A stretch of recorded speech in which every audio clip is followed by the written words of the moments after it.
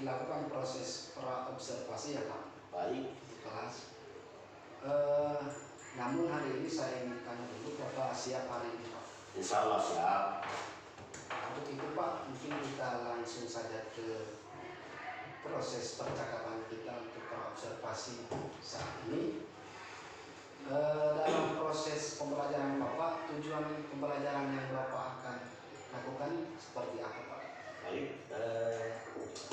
dalam hal ini saya hanya akan menerangkan bagaimana secara umum tentang bagaimana tujuan pembelajaran kami. Dalam hal ini mata pelajaran PJOK. Ya, secara umum tujuan pembelajaran kami adalah bagaimana mengembangkan anak secara keseluruhan melalui kegiatan-kegiatan olahraga, kemudian jasmani,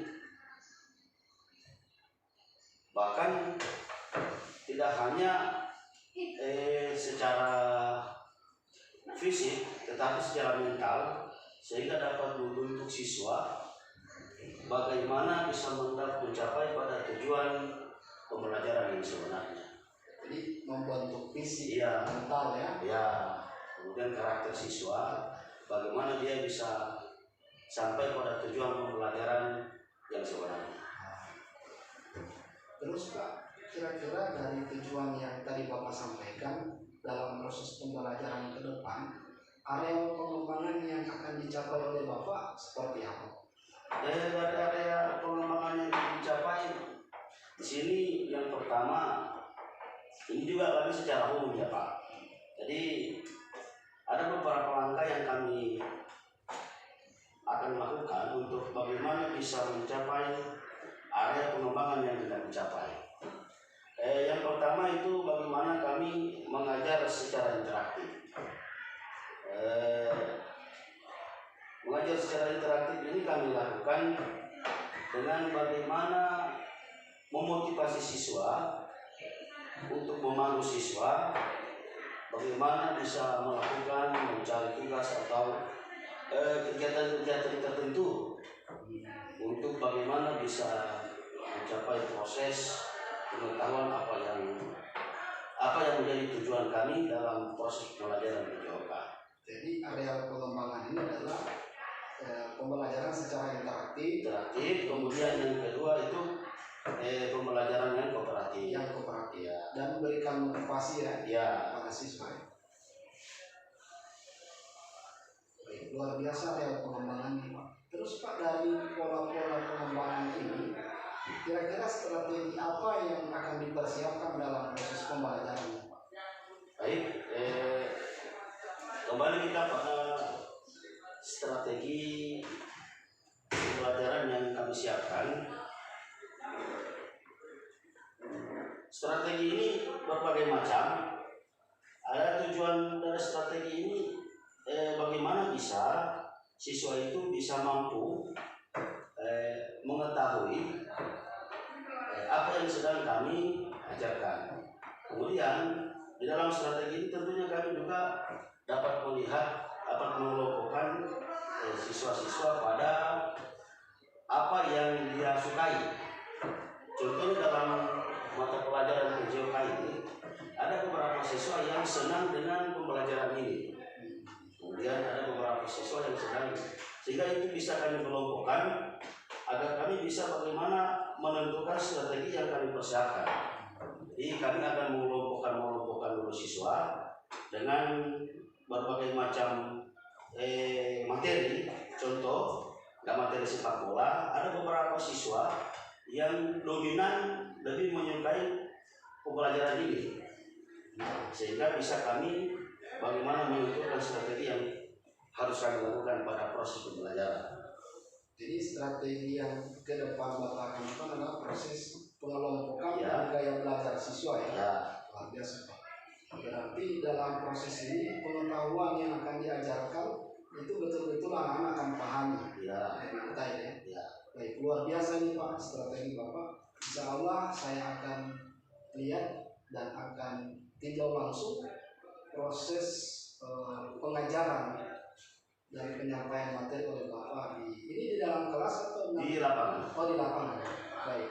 Berarti di lapangan terbuka ya Pak? Ya, di outdoor. Baik, outdoor. Jadi bahan-bahan sudah disiapkan? Sudah disiapkan dengan materi-materi kami yang akan kami ajarkan pada anak-anak.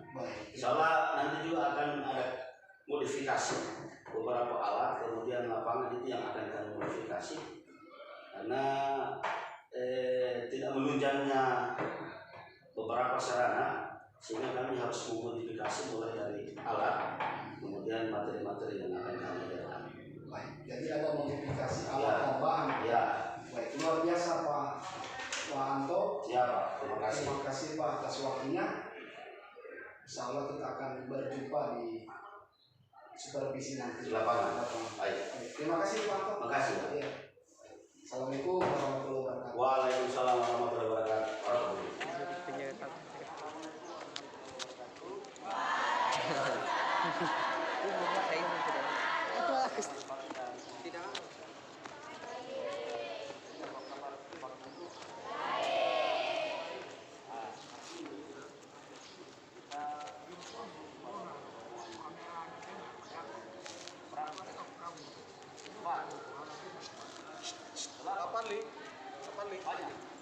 Kata batu di kata batu di permainan olahraga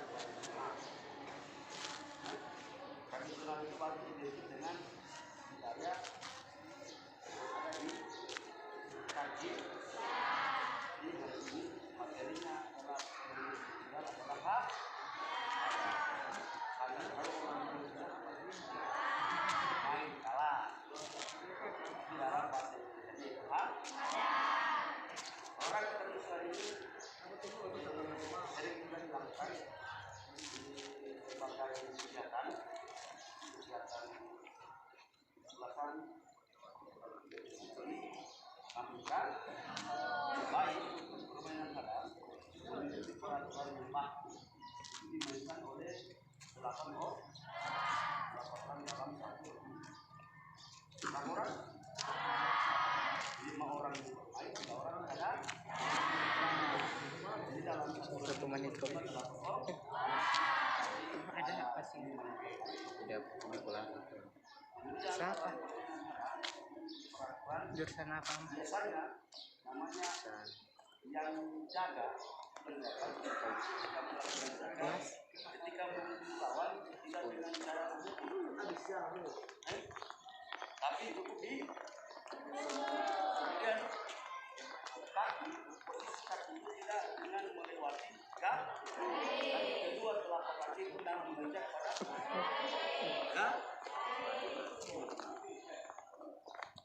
paham. Kemudian ada satu penjaga yang tidak terbalik dari depan itu memiliki wilayah sampai ke garis belakang. Jadi dia dari garis depan sampai ke garis belakang. Tapi penjaga luar itu hanya ada di garis areanya saja, area situ saja. Jadi dari ujung sana situ sana. Jadi dari ujung. Tapi yang menjaga sapi dari garis depan sampai ke garis belakang. Perlu diingat cara melawan itu tidak dengan cara begini. Kaki kedua kaki menginjak pada garis. Jadi ya untuk tim yang bermain tidak boleh sama sekali melewati mana garis sapi. Mana? Nah, satu kaki pun tidak boleh. mana kabur lagi Yang berarah dalam area lapangan.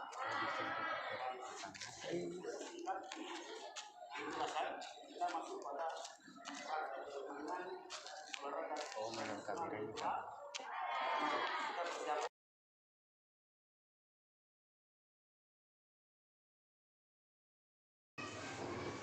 Assalamualaikum warahmatullahi wabarakatuh.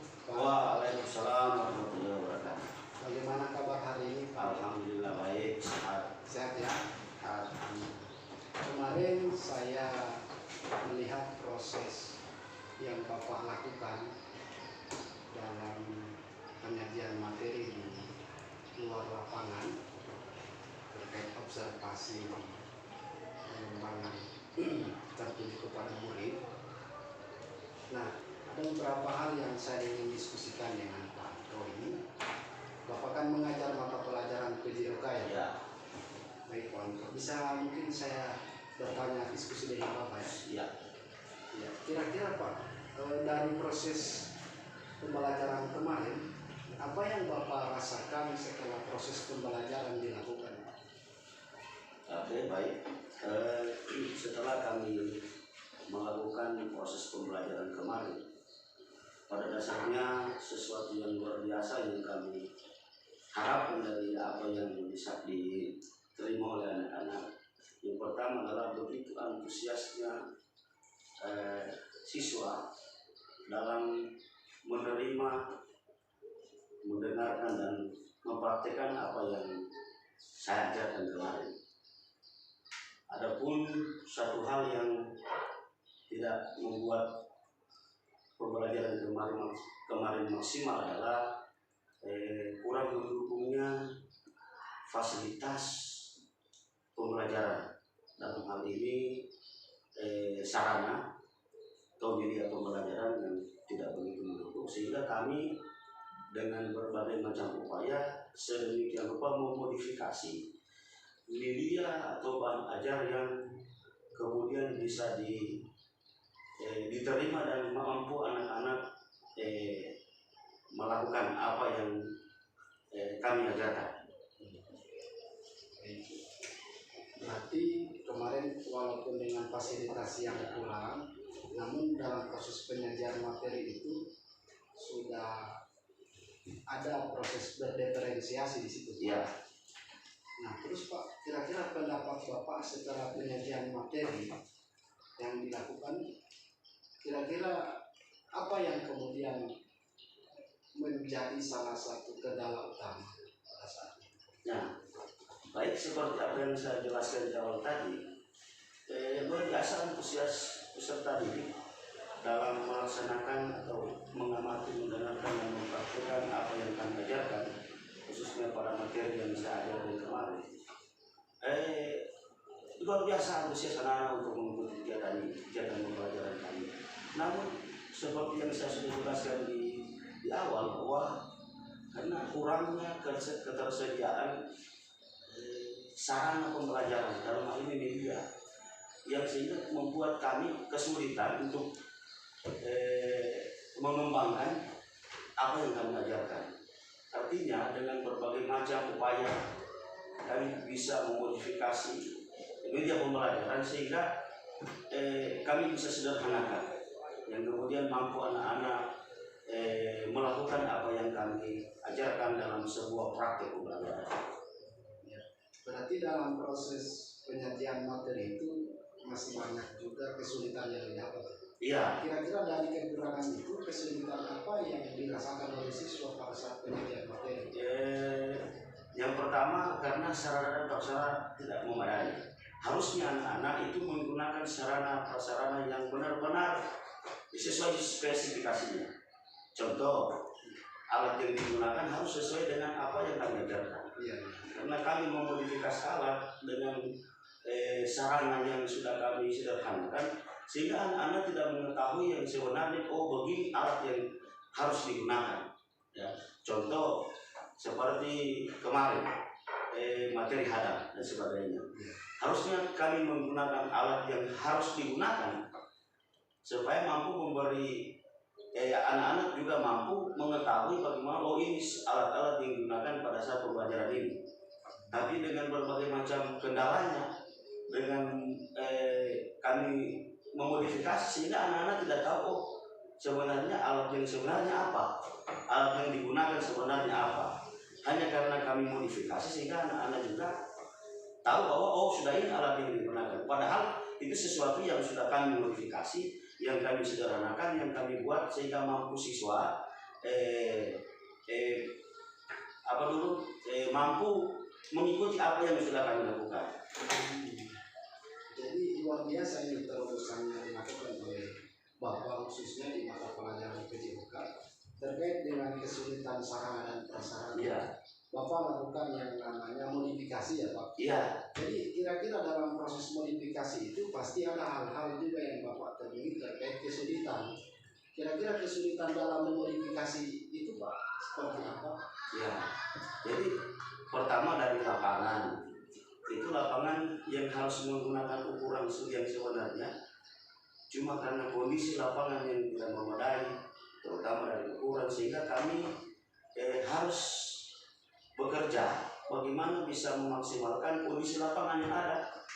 Karena kita praktek, dalam hal ini kita praktek permainan. Itu permainan hadang menggunakan lapangan yang sebenarnya harus sesuai dengan standar apa yang sudah menjadi peraturan di dalamnya.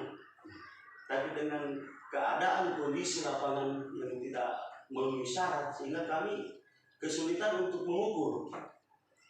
mengukur setiap area permainan.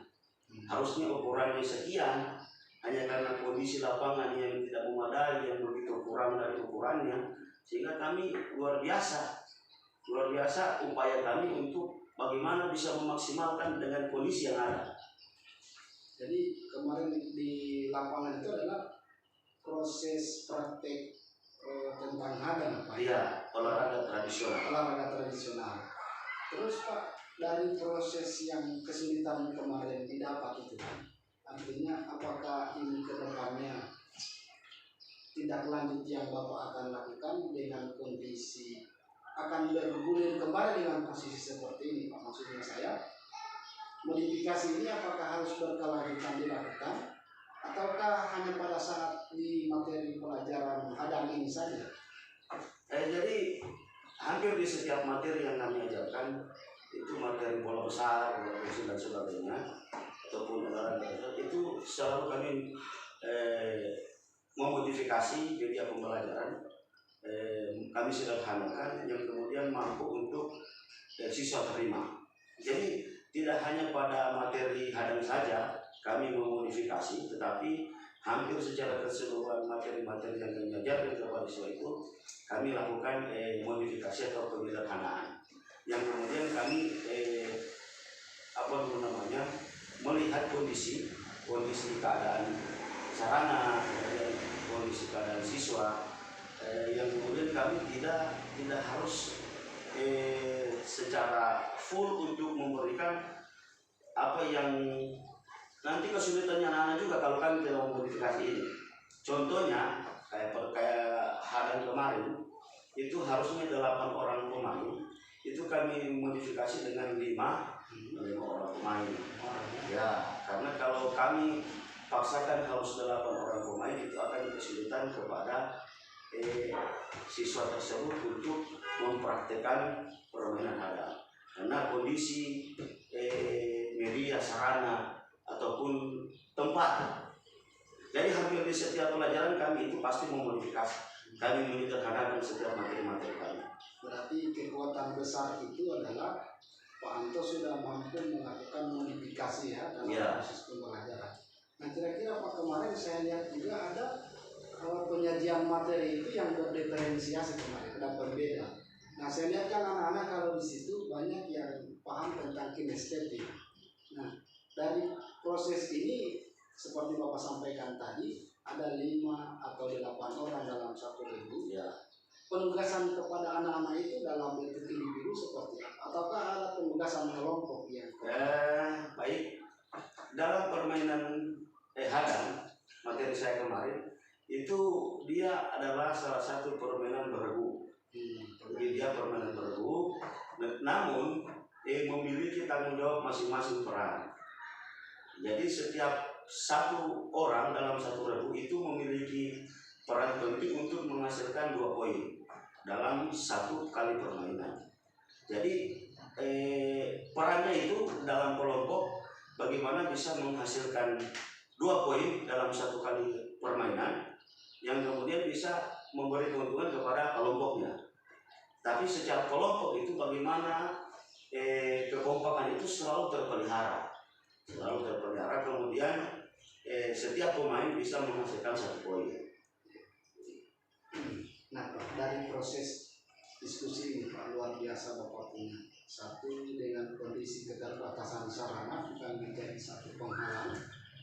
Kemudian ada modifikasi yang Bapak lakukan. Nah Pak, kedepannya kira-kira tindak lanjut apa yang Bapak akan lakukan untuk kelanjutan proses penyajian materi dan sekaligus seperti apa yang nantinya tindak lanjut kepada anak-anak dari hasil pembelajaran ini.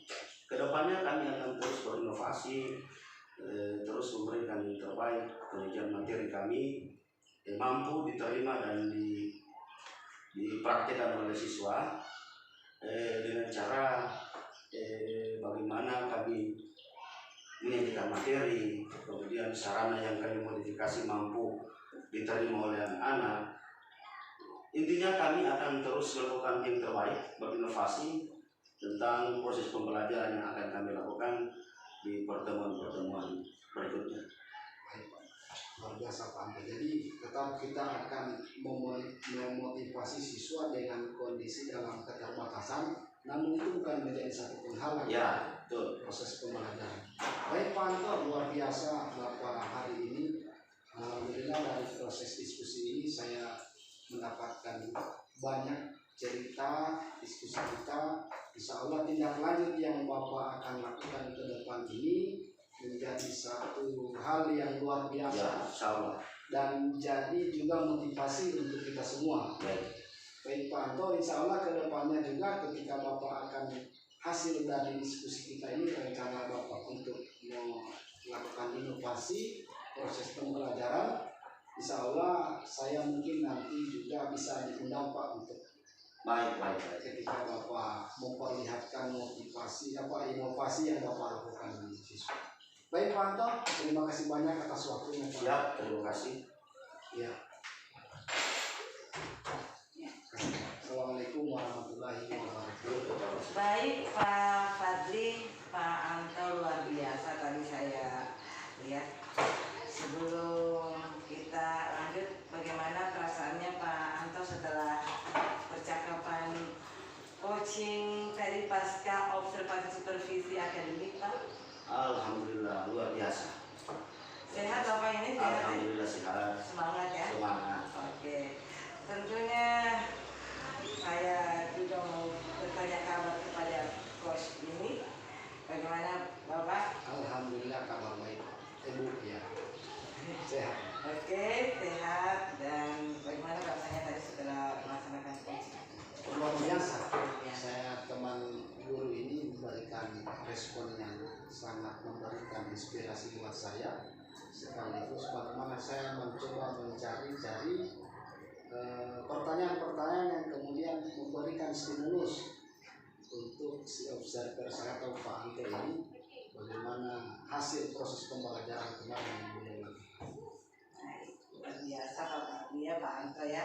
Jadi hari ini Pak Fadli setelah kemarin sudah melaksanakan observasi, kemudian sudah melaksanakan juga observasi di kelas, dan hari ini dilanjut dengan pasca observasi. Ya. Saya mohon izin untuk menyampaikan hasil pengamatan saya selaku observer hari ini. Jadi saya lihat, saya mulai dari coach dulu. Pak Fadli selaku coach sudah luar biasa. Di sini sangat tergambar, sangat terlihat sekali alur tirta yang sebagaimana sudah dipelajari dalam modul pendidikan guru penggerak ini sudah sangat tergambar sekali, terlihat dari percakapan Bapak, mulai dari Bapak menanyakan tujuan tadi, sebelumnya refleksi bagaimana yang dirasakan oleh Pak Anto setelah sudah ada pra dan observasi, kemudian melaksanakan pembelajaran di mana akhirnya dapat juga apa yang menjadi kendalanya, apa yang menjadi tantangan, hambatan. Di situ pertanyaan-pertanyaan pemantik yang disampaikan oleh Pak Fadli itu sangat mampu menggali ya, begitu ya Pak Andres? Ya. Pak Anto selaku coaching bisa akhirnya dengan lebih terbuka menyampaikan. Jadi bukan lagi kesulitan, kekurangan bukanlah sesuatu hal yang mau ditutup-tutupi, Ya. justru di sini alhamdulillahnya Pak Anto selaku coach dengan kemampuan pertanyaan pemantik yang disampaikan oleh Pak Fadli, ya, menggunakan kalimat dengan pertanyaan yang berbobot, ya. Dan tadi saya lihat juga ada pendekatan persuasif, ya. Jadi Pak Anto itu lebih terbuka menyampaikan apa yang menjadi kesulitan, dan ini yang menurut saya sangat penting di dalam coaching. Bagaimana kemampuan kemampuan seorang coach dalam memberikan pertanyaan-pertanyaan pemantik, pertanyaan-pertanyaan stimulus yang bisa menggali itu, bisa membuat coach lebih terbuka. Apa yang dirasakan, apa yang menjadi kendala, kemudian sehingga teridentifikasilah masalahnya. Itu ini kan pertama kita menanyakan tujuan, kemudian identifikasi masalah, kemudian setelah itu ada rencana aksi. Nah itu juga sangat terdengar jelas dari bagaimana kalau saya dengar tadi Pak Anto menyampaikan bahwa di sini yang menjadi area pengembangan ini kan adalah olahraga tradisional, ya Pak. Nah itu yang saya lihat Bapak akhirnya mampu dengan. Jadi di sini saya lihat bukan Pak Fadli yang mendominasi pembicaraan ataupun memberikan petunjuk, tapi hanya menggali apa yang sebetulnya sudah ada sama coaching. Nah itu yang luar biasa saya lihat tadi. Jadi akhirnya rencana aksi pun bisa Pak Anto sampaikan apa yang menjadi rencananya ke depan, dan yang rencana tindak lanjutnya juga itu masuk ke poin tanggung jawab dilaksanakan secara konsisten. Jadi ada komitmen di sini, ada komitmen dalam dirinya Pak Anto bahwa ini akan dilaksanakan secara terus menerus, bahkan akan lebih dikembangkan. Luar biasa. Terus kepada CBP saya Pak Fadli, saya sampaikan terus bersemangat. Kita sudah akan tidak lama lagi, tinggal selangkah lagi kita akan tiba di garis finish. Ya, saya mengutip bahasanya fasilitas kita bahwa kita ini sudah berada di koridor yang benar. Ya, kita sudah ada di jalan yang benar. Tentang umpan balik yang kita dapatkan dari berbagai macam orang, berbagai macam pihak, itu jangan menjadikan menjadi sesuatu yang membuat kita patah semangat, akan tetapi justru itu menjadikan cambuk untuk lebih jos lagi, lebih semangat lagi, karena setelah ini, jadi ini bukan akhir nanti, justru setelah menghilangkan huruf C di depan GP, itulah justru adalah awal dari kita menjadi penggerak. Jadi menghilangkan ini bukan akhir, tapi justru awal. Ini baru awal. Setelah kita sudah menjadi guru penggerak betul-betul, di situ akan terlihat apakah kita ini mindsetnya guru yang suka berada di zona nyaman, hebat sendiri, sukses sendiri, ataukah kita guru yang suka keluar dari zona nyaman itu, kemudian tergerak, bergerak dan menggerakkan, bukan hanya hebat sendiri, tetapi bisa memberikan manfaat kepada terutama diri sendiri dan kemudian orang lain. Saya kira luar biasa coachingnya hari ini. Saya cukup bangga, salut kepada Pak Fadli. Hari ini sangat terlihat bahwa beliau benar-benar belajar di kegiatan pendidikan guru penggerak ini, dan juga Pak Anto, semoga Bapak akan menjadi guru penggerak selanjutnya. Amin. Amin. Kalau saya melihat tadi itu tergambar bahwa Pak Anto ini adalah guru yang suka dengan perubahan. Ya, berubah. Itu mindsetnya seorang guru penggerak, harus selalu ada perubahan meskipun hanya sedikit. Selalu lakukan perubahan meskipun hanya sedikit. Selalu belajar dan kemudian berbagi kepada orang lain. Saya kira cukup, saya tidak perlu panjang lebar, tapi terima kasih atas kegiatannya yang luar biasa hari ini.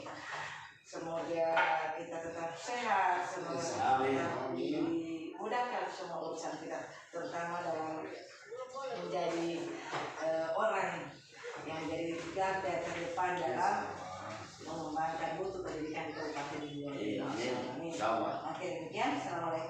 warahmatullahi wabarakatuh. Waalaikumsalam warahmatullahi wabarakatuh. Terima kasih